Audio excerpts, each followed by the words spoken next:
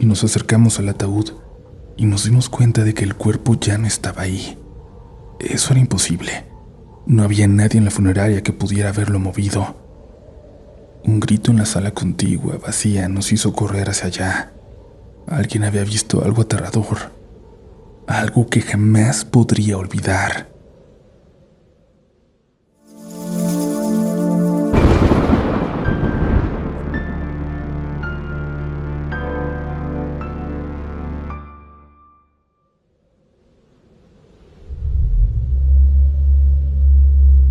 Bienvenidos a uno de los episodios más aterradores que recuerdo en Relatos de la Noche. Y esa es mi opinión, y les voy a decir por qué. Porque trata sobre el domingo de resurrección.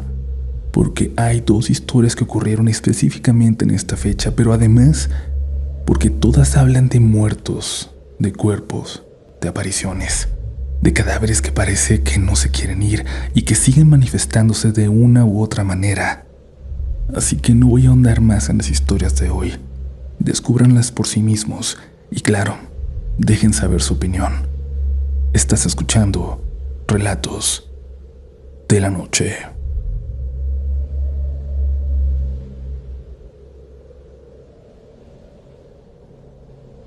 Buenas noches, Uriel. Buenas noches, comunidad.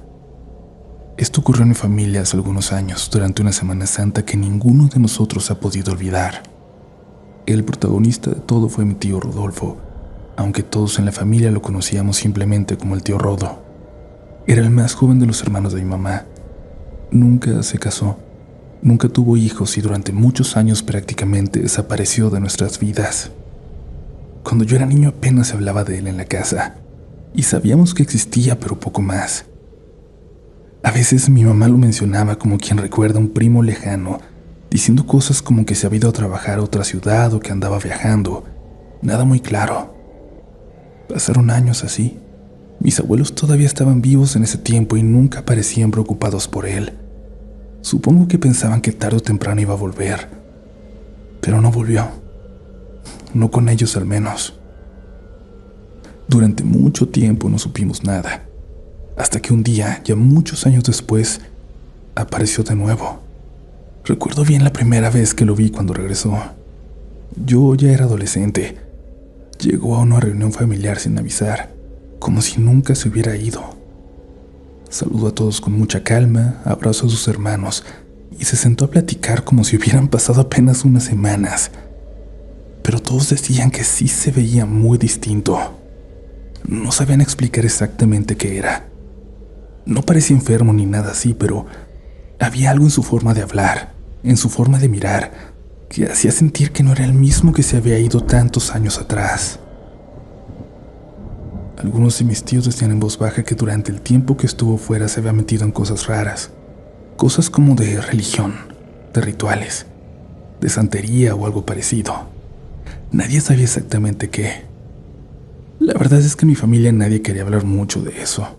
Además, para ese momento mis abuelos ya habían fallecido, así que ellos nunca llegaron a ver cómo había cambiado cuando regresó. El tío Rodo se instaló en una casita pequeña que tenía en las afueras de la ciudad. No era una casa grande, más bien algo bastante sencillo, la verdad, medio apartado del resto del barrio.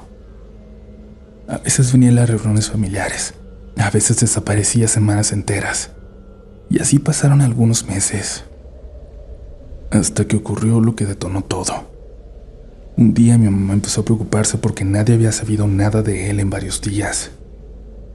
No respondía llamadas, no abría la puerta cuando alguien pasaba a buscarlo.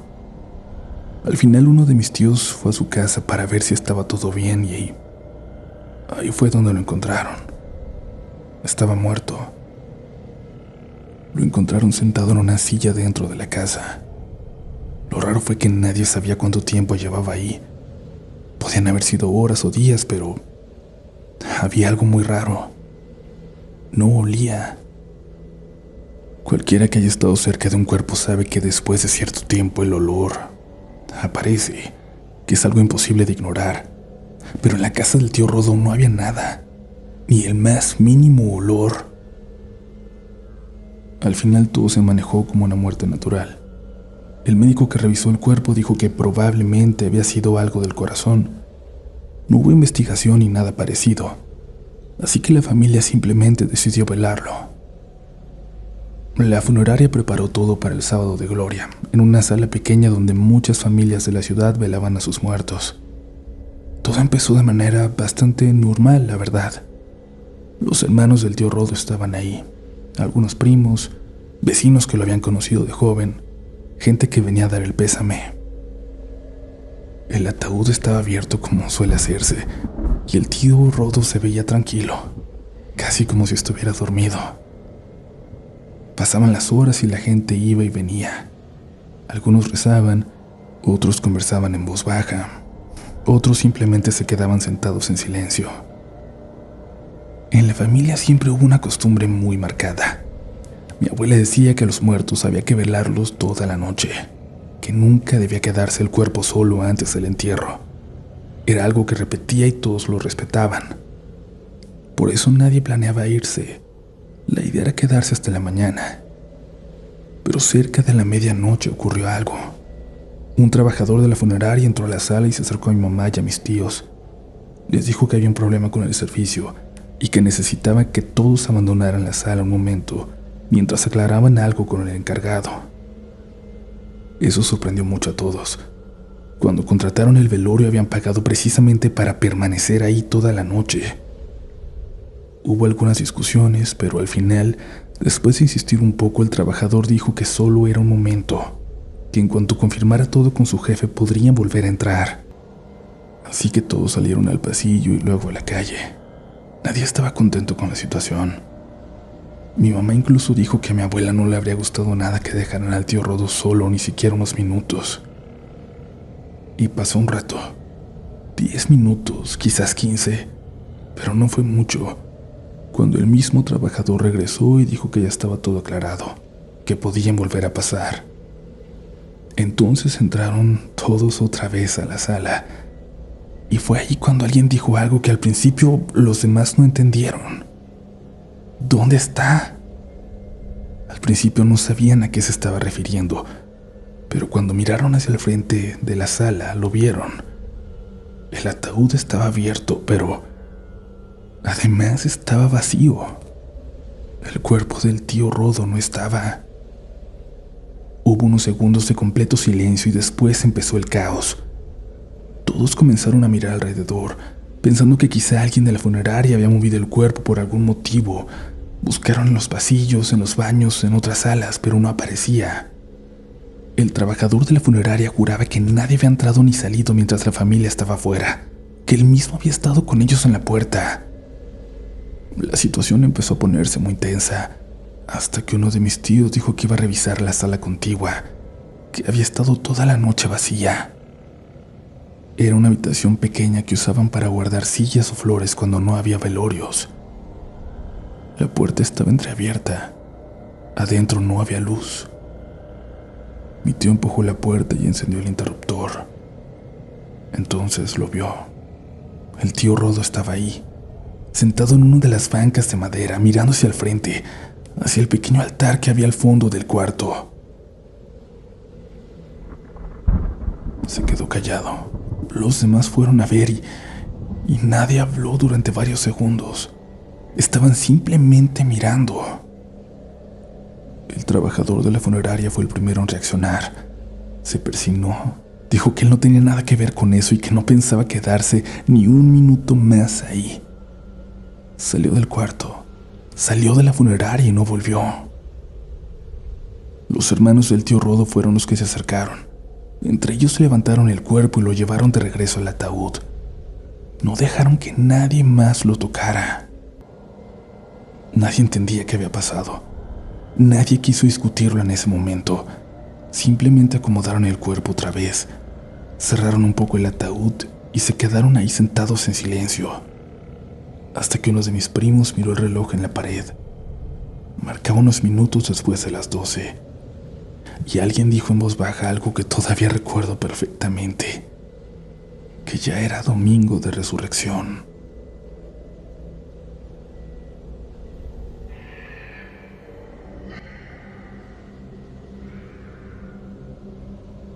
Mi nombre es Margarita. Tengo 28 años y los escucho desde la pandemia.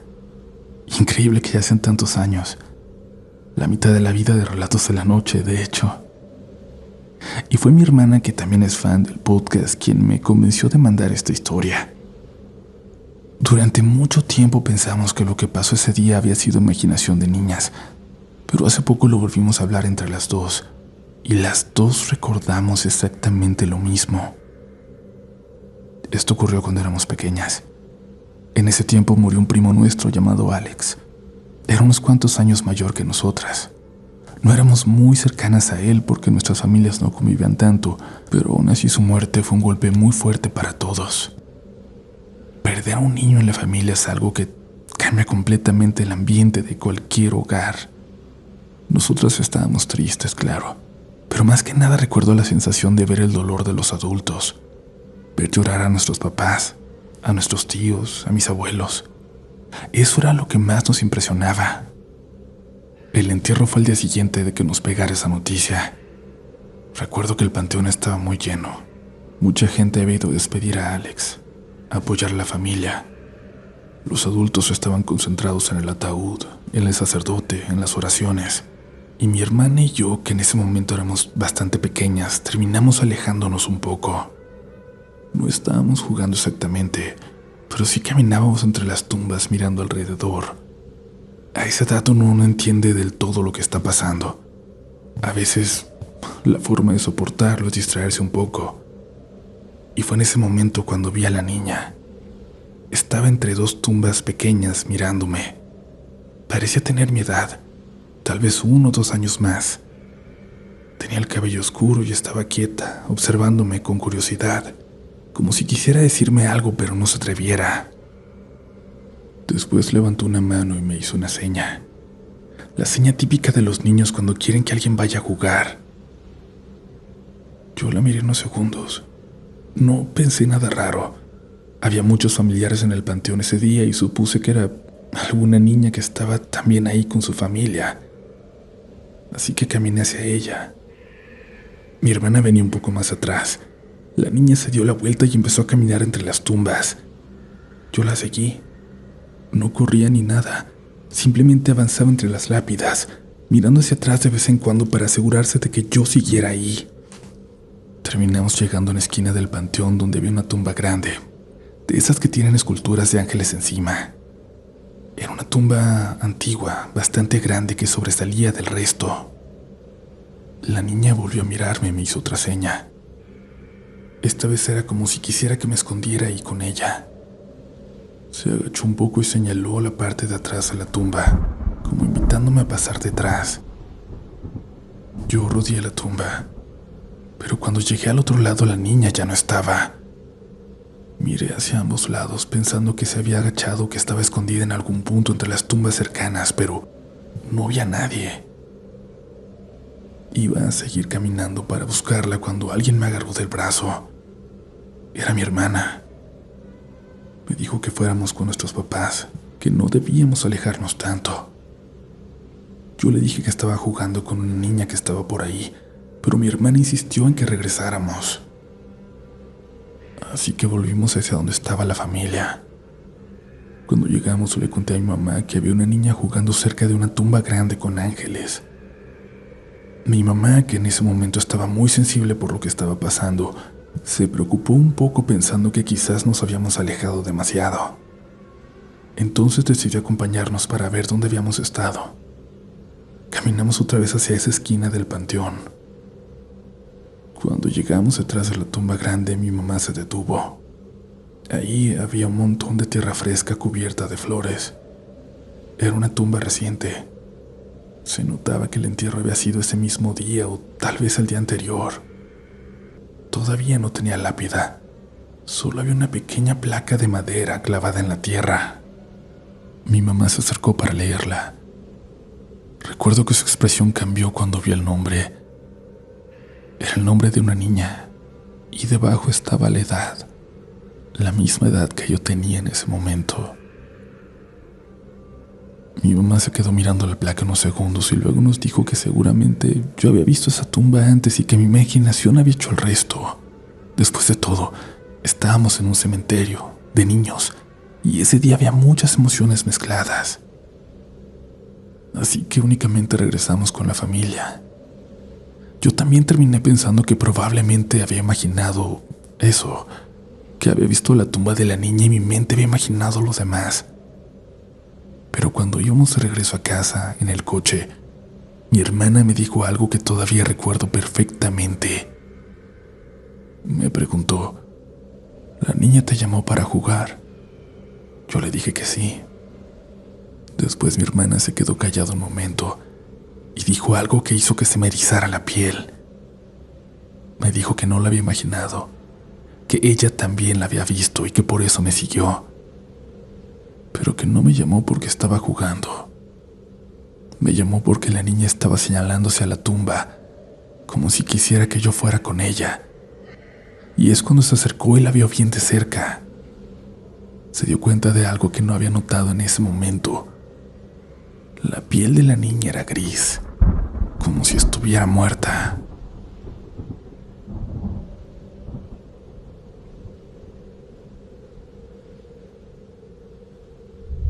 Gracias por continuar escuchando las historias de esta noche. Les recuerdo que aún tienen oportunidad de comprar el libro en el enlace que está en la descripción. Y hay un anuncio muy importante en un par de semanas ya. Así que aprovechen, yo sé lo que les digo. Si ya lo tienen, etiquétenos si suben su libro a redes y déjenos saber qué han opinado de estas historias. Continuamos con más relatos esta noche.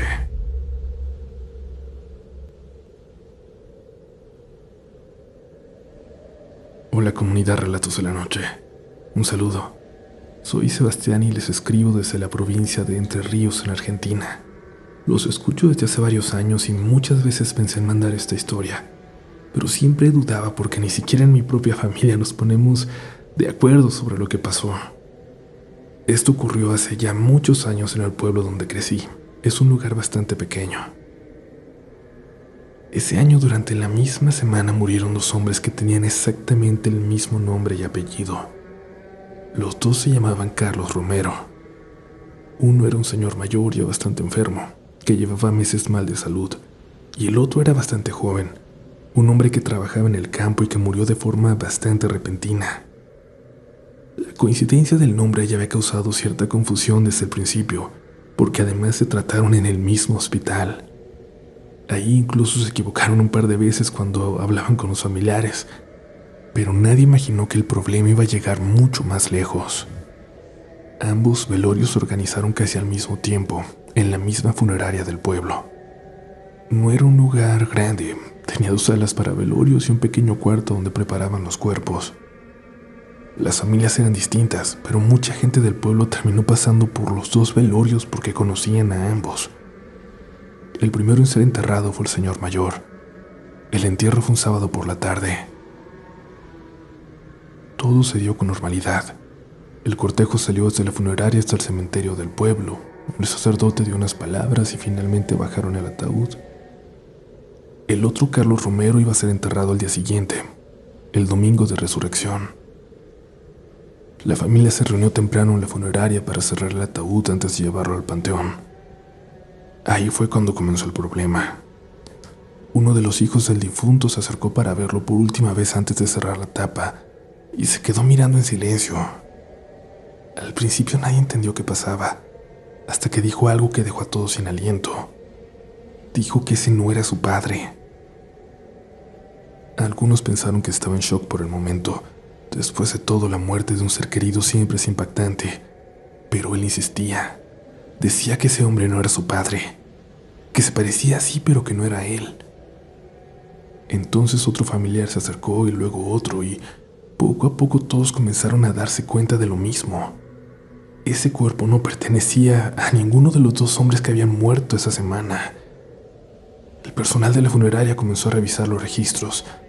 Primero pensaron que tal vez habían confundido los cuerpos durante la preparación, así que fueron al cementerio para revisar el entierro del día anterior. Pero cuando abrieron el registro del entierro, todo parecía correcto. El ataúd que había sido enterrado el sábado sí correspondía al primer Carlos Romero. Eso significaba que el cuerpo que estaba en la sala de velorio no era ni uno ni el otro. Nadie en la funeraria supo explicar de dónde salió. Durante horas intentaron encontrar una respuesta. Revisaron todos los papeles, llamaron al hospital, incluso revisaron el cuarto pequeño donde guardaban los cuerpos antes de prepararlos, pero no había ningún error que explicara la situación. Ese cadáver simplemente no correspondía a nadie. La historia se volvió un caos en el pueblo durante ese domingo. La funeraria tuvo que suspender el entierro mientras intentaban averiguar qué estaba pasando. Al final, después de muchas llamadas y muchas discusiones, lograron encontrar el cuerpo correcto del segundo Carlos Romero en el hospital, donde aparentemente había quedado por un error en los traslados. Pero eso solo resolvía la mitad del problema, porque el cuerpo que había aparecido en el ataúd seguía sin tener explicación. Nadie sabía quién era. No coincidía con ninguna muerte reciente del hospital. No había reportes de personas desaparecidas en esos días. Era simplemente un hombre que había aparecido en la funeraria, dentro de un ataúd preparado para otro. Lo más extraño es que, hasta donde sé, nunca lograron identificarlo. Durante meses el tema se comentó en todo el pueblo. Muchos decían que había sido un error administrativo enorme. Otros aseguraban que alguien había llevado el cuerpo por equivocación desde otro lugar. Pero nunca hubo una explicación clara. La noticia ni siquiera salió del pueblo, aunque si hubiera sido en estos días, me imagino que hasta hubiera sido viral. Hasta hoy, al menos en mi familia, seguimos hablando de ese domingo de resurrección. Sé que no somos los únicos en el pueblo. Hablamos de aquellos días, de aquel día, el día en que dos hombres con el mismo nombre murieron en la misma semana, y en el velorio apareció un tercero, que nadie nunca supo de dónde llegó.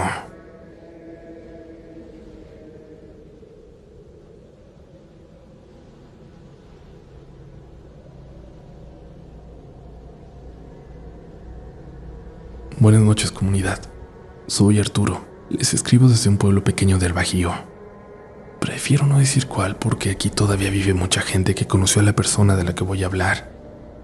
Solo puedo decir que el año pasado fue un pueblo que se mencionó en las noticias nacionales, pero por otra razón. En el pueblo siempre se decía que había una bruja, pero no como las de las historias antiguas que se cuentan para asustar niños, sino una bruja de verdad. O al menos eso repetía la gente cada vez que pasaba algo raro, o cuando alguien desaparecía, o cuando alguien fallecía sin razón. Durante muchos años todos pensaban que esa bruja era doña Jacinta. Vivía sola en una casa vieja en la esquina de una calle poco transitada. La casa siempre estaba descuidada, la pintura caída, la reja oxidada, el jardín lleno de hierba crecida.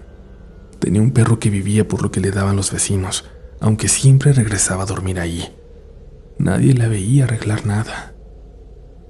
De niño recuerdo que cuando pasábamos por ahí con otros amigos caminábamos más rápido, no porque hubiéramos visto algo, sino porque así nos lo habían enseñado nuestros papás, que no nos acercáramos a esa casa, que no nos viera doña Jacinta.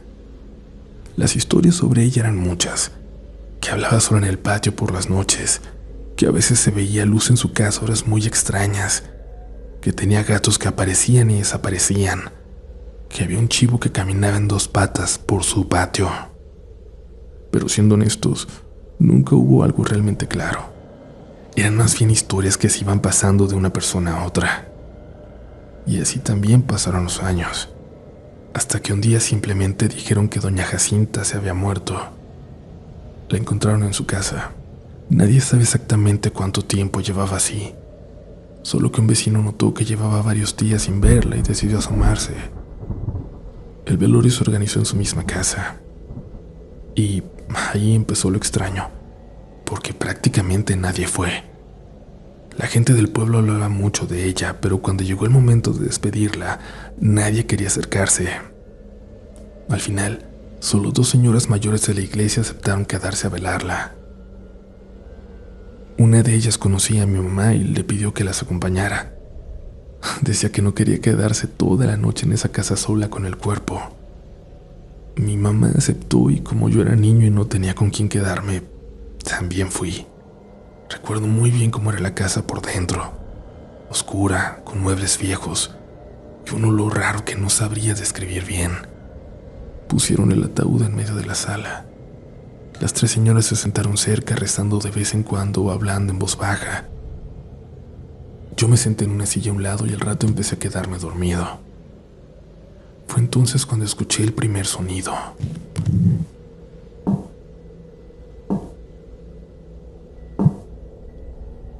Tres golpes pequeños. Las señoras se levantaron de inmediato pensando que alguien había llegado. Fueron a abrir la puerta, pero no había nadie afuera. Volvieron a sentarse diciendo que tal vez había sido el viento o algún ruido de la madera de la casa.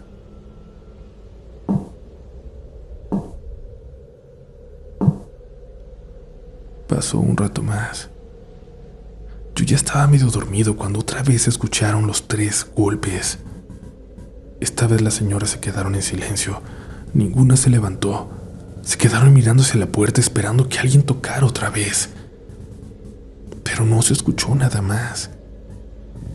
Entonces yo dije algo que hasta hoy recuerdo muy bien porque lo dije sin pensar.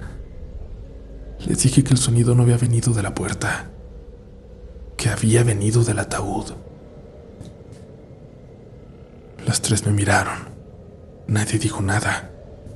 Solo recuerdo que una de las señoras se persinó. Después siguieron rezando. Pasó casi una hora en completo silencio hasta que volvió a escucharse. Los mismos 3 golpes. Esta vez todos sabíamos de dónde venían. Nadie se levantó. Nadie se acercó. Las 3 señoras empezaron a rezar en voz alta y siguieron rezando así durante horas, hasta que empezó a amanecer. Cuando llegó la mañana cerraron el ataúd y se fueron. Hasta donde sé, ninguna de ellas fue al entierro. Al menos mi mamá no. Pero lo más raro pasó ese mismo día, porque esa mañana cuando la gente del pueblo empezó a salir a la calle, todos vieron lo mismo. Un montón de cuervos, decenas de ellos, estaban posados en los árboles y en el techo de la casa de la otra esquina de la calle, la casa de doña Marcela, una señora muy conocida en el pueblo, muy respetada, muy católica, de las que siempre estaban en la iglesia, de las que rezaban el rosario todos los días. La gente empezó a hablar de eso, primero en voz baja, luego cada vez más abiertos, porque durante años habían señalado la casa equivocada, y muchos comenzaron a decir lo mismo, que tal vez doña Jacinta no había sido la bruja del pueblo, que tal vez la verdadera bruja había vivido todo ese tiempo en la otra esquina de la calle.